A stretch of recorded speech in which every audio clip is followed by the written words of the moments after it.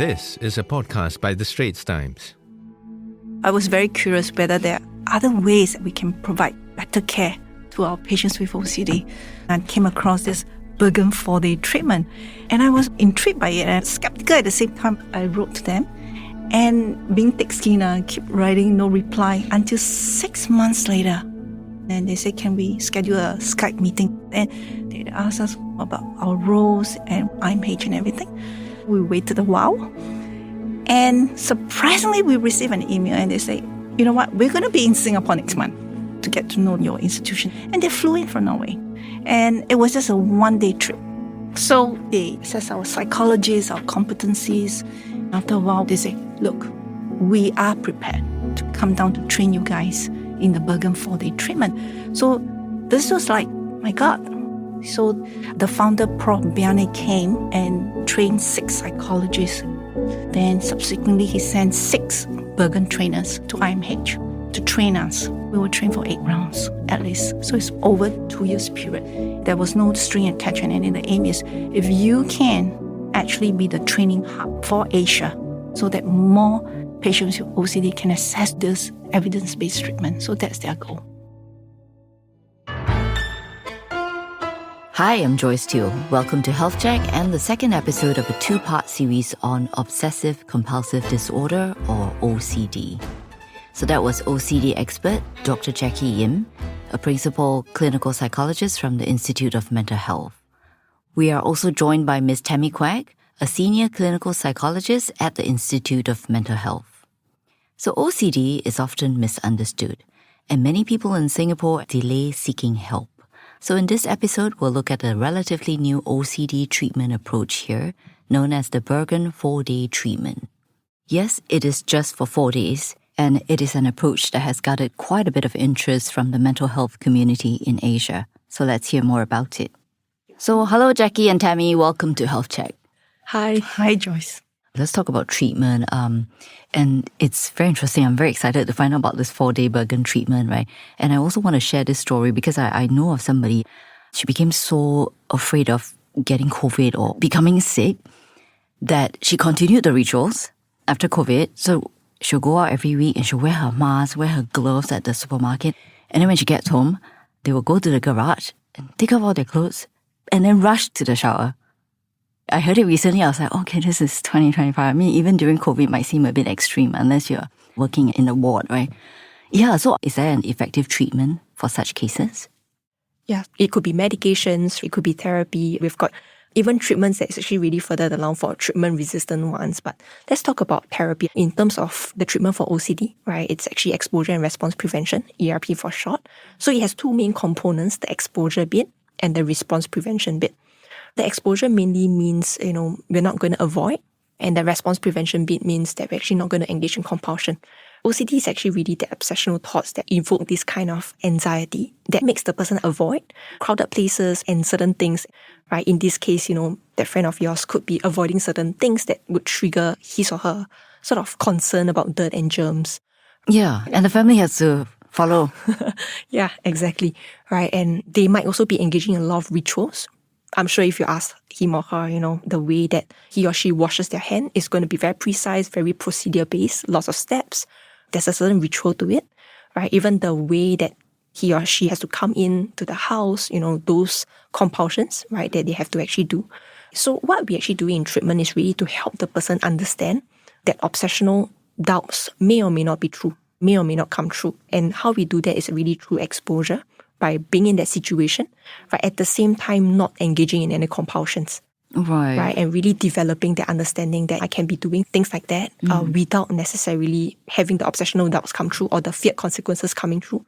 And over time, the person actually learns that he or she doesn't need to actually engage in, like what you say, that exaggerated, that kind of behaviors. Right, so expose the person to it. It's a combination, right? Yeah, so it's a combination of both the exposure as well as the response prevention, because either one or the other wouldn't quite help. Imagine if I can be exposing myself to situations like that, but at the same time, I'm using a lot of sanitizers, doing a lot of washing. I'm actually showering for 3 hours, for instance. I mean, what I learned at the end of the day is maybe I need to do all these rituals.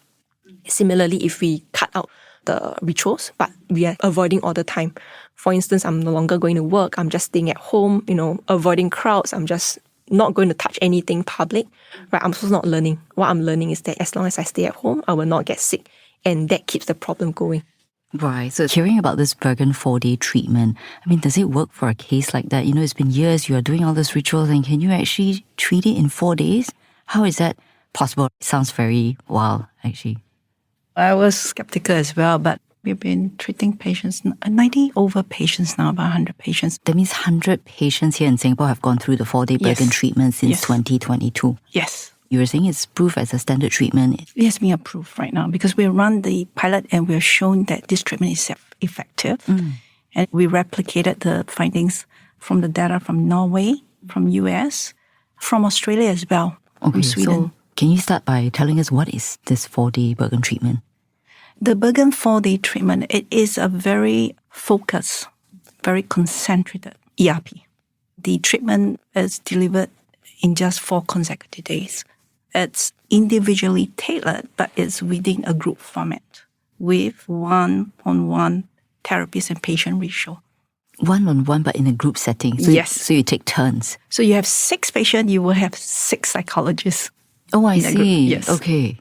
And you're all seated in the same room together. Yes. Oh, so you don't feel alone. So you don't feel alone, and within a group, they kind of support one another through that process, or they feel inspired, like, wow, if she can do it, face of fear, why can't I? I think that's the most magical part of that treatment, where you can see peers supporting one another, and really, it's just amazing to see that. Okay, so roughly how does it work, the 4 days? And are there group sessions? Because you mentioned 1-to-1, right? But do they engage in group sessions as well? Yeah, so the main treatment is actually 4 days. But of course, before that, we need to do assessment and preparation. The preparation is also a crucial part of the treatment, right? So that the patients can actually fully utilize and really maximize the benefits during the 4 days. And subsequently, we'll kind of follow up. To answer your question, really, it's really 1:1 ratio. So think of it as like individual tailored treatment within a group setting. So the first day could be sort of psychoeducation, where the group comes together, learn from each other, understand what OCD is about, and learning the main technique and really supporting each other. Second and the third day, the patients will actually be doing specific tasks to target their OCD in the most effective way possible, right? So at the start of the day, the group comes together to actually receive another round of psychoeducation and kind of help support each other before they all break out to their individual groups with their own therapies. And that's where they'll be doing the exposure work. And they will come back together as a group again to talk about it, to learn from each other's experience. And then they will actually break off again. And we'll keep doing that for the second and the third day. And then for the 4th day, the group reconvenes again to go through even more psychoeducation, as well as they will actually be planning, what's going to happen beyond the 4 days, so that they can really maintain the therapeutic gains that they have gotten over the last 4 days.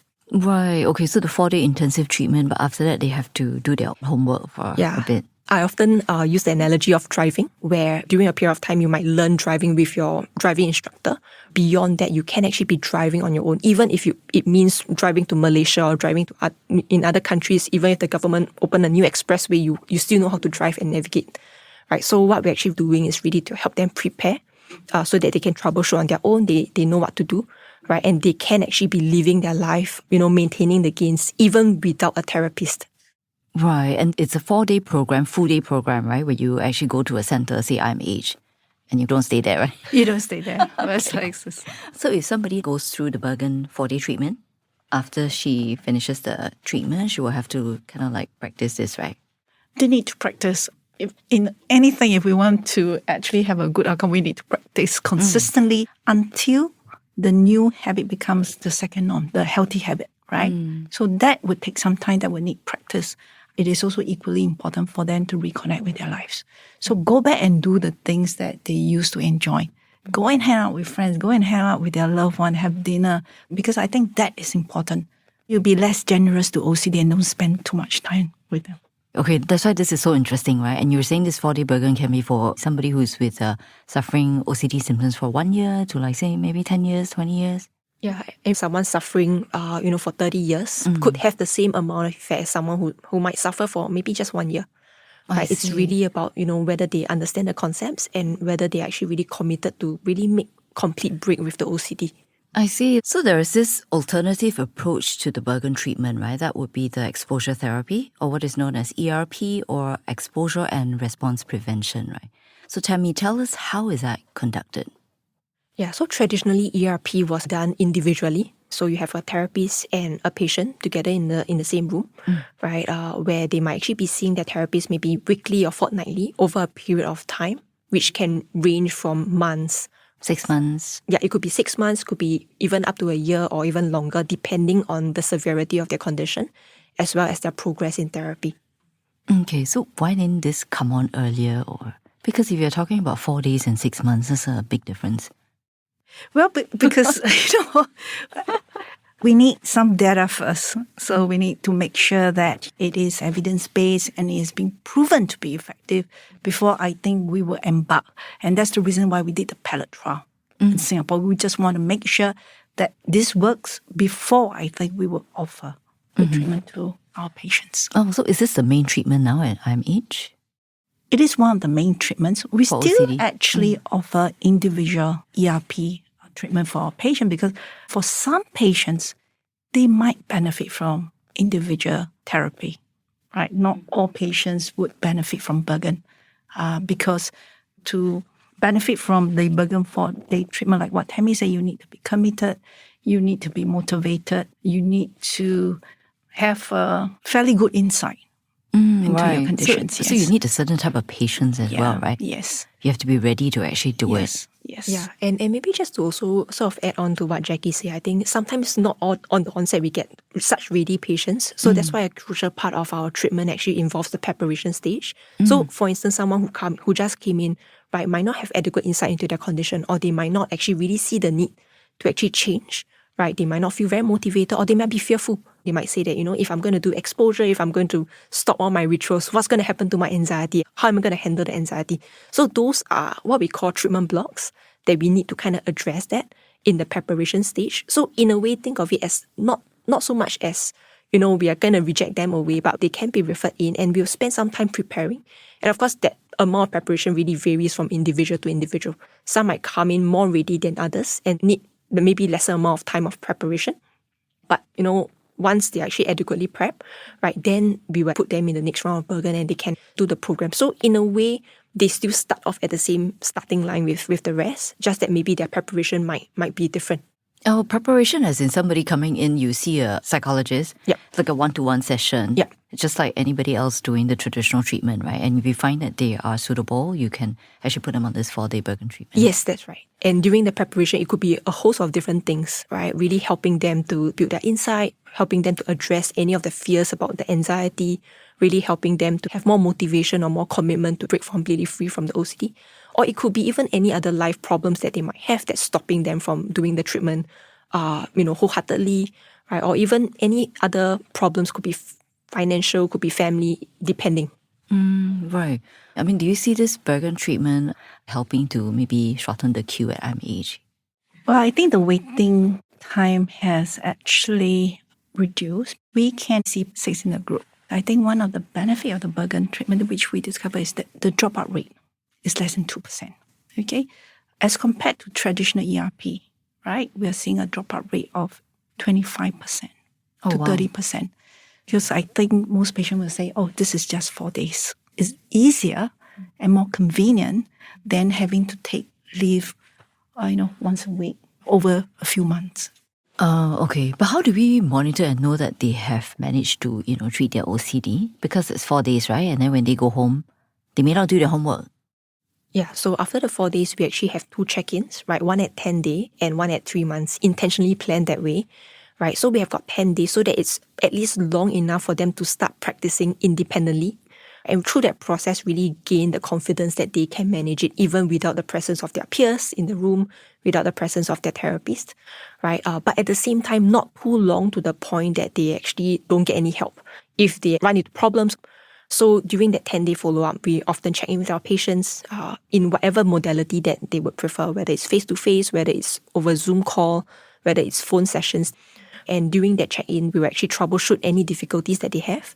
Right, of course, continue to encourage them. If they're doing well, congratulate them. But of course, if they're stumbling, really give them the confidence, help them to navigate back into know what they should be doing.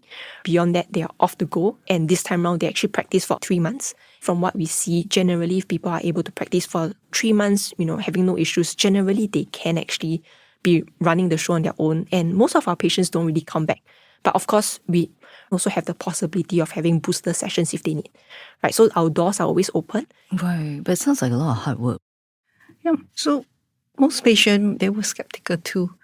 But they surprised themselves actually. On the second day, right, on the third day, most of them see changes. Actually, they underestimate their ability.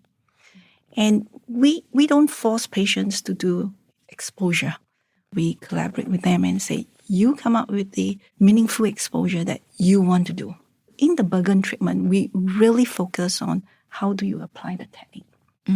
We really focus on the intention, right, when you're doing your exposure.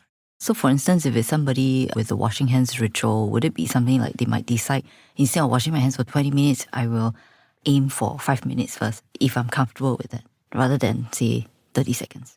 Right? Let's say, they say that, hey, you know what, I want to be like any other normal person that I can just wash my hands just casually, right? We'll go with that. It's not so much about whether it's 5 minutes or 30 seconds, but it's really the way that they want to do it. Even up to today, I think, I'm sure Jackki can agree with this. Like every single round, we really see the strength in people. It's really a very, very nice experience to see that people can actually conquer their greatest fear and they can do things that they once thought were not possible. Right? Being able to actually wash their hands, like you say, just wash their hands casually, being able to wash that 30 seconds, regardless of what they use to wash. And to actually answer that question about, is it really hard work? Quite surprisingly, I think at the end of the day, some of our patients tell us that, it's not easy, but it's worth their time and effort. And most people, after a while, they tell us that, hey, you know what? It used to be harder showering 3 hours per day, right? And now being able to actually shower for, half an hour, being able to shower for 10 minutes when I feel like it, it's so much of a relief. I feel a lot freer, I have a lot more time, and I can use this time more meaningfully, right? So in fact, they quite the opposite. I think contrary to what we thought initially, I think they see as less of a work actually.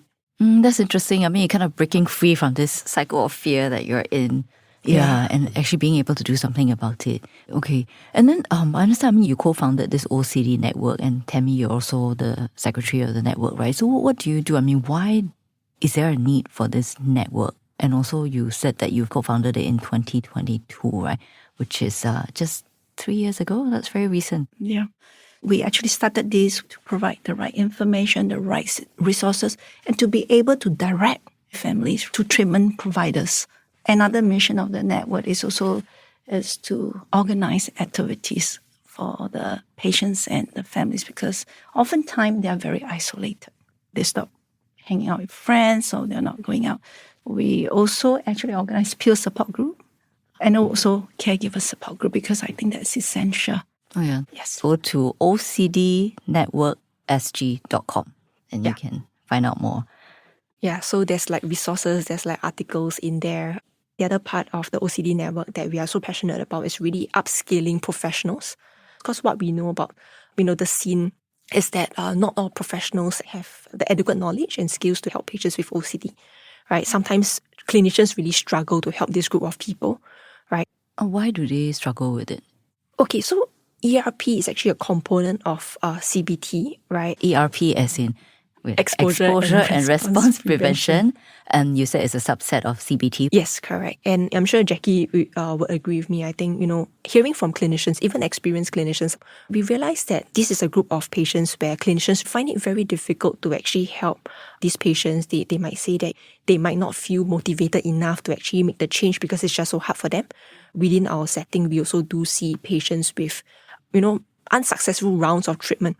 By the time they come to us, we could be their 4th or the 5th therapies that they're actually seeing, right? So we actually do some training as well. Oh, right. Is it in connecting with the client and helping them understand what is actually happening? Okay, so sometimes it's really what kind of tweaks that you actually need. What do you do when a patient says certain things or when a patient really struggles with certain things? Right. For people who want to go for this Bergen treatment, how do they get on this treatment and how much does it cost? At this current moment, the Bergen 4-day treatment is only offered at IMH, but we have plans to train other people within the community as well. But at this moment, if people want to actually receive the Bergen 4-day treatment, they can get referred to IMH and indicate that they want the Bergen 4-day treatment, right? And then we will actually see the patients to assess their suitability. And if they're actually suitable, we will prepare them. And then we will actually take it from there, do the Bergen 4-day treatment, and we have got follow-ups. Right? And of course, the cost really depends on the level of subsidy that they're on. Okay. But if it's 4-day compared to the traditional one where you might need many more sessions, does that mean that the cost will be a bit lower? Yeah, so I think when we first started, we did some brief calculations with our finance department, and I mean, it's cost effective. Jackki, do you remember the exact cost savings? Slightly cheaper. Okay. Yeah. So if you have to come for treatment, this is slightly cheaper if you're ready for it. Yes, and I think not just looking at the cost, the immediate cost, but imagine the amount of time that you save and that productivity that you get from your work. I think being able to return back to the workforce and really now earning that income. And we often say that with OCD, it's not just that person suffering, but the whole family. Sometimes parents would have to actually quit their job or go on part-time to take care of their loved ones. So really that kind of savings as well. I think those opportunity costs are involved. Okay. Is there a queue right now? Well, We have a wait list. Is that long? Just join the queue. Yeah, sometimes there are special circumstances where like someone who drops out for whatever reasons, not able to take leave or for whatever reasons, and then we kind of push someone out. Yeah.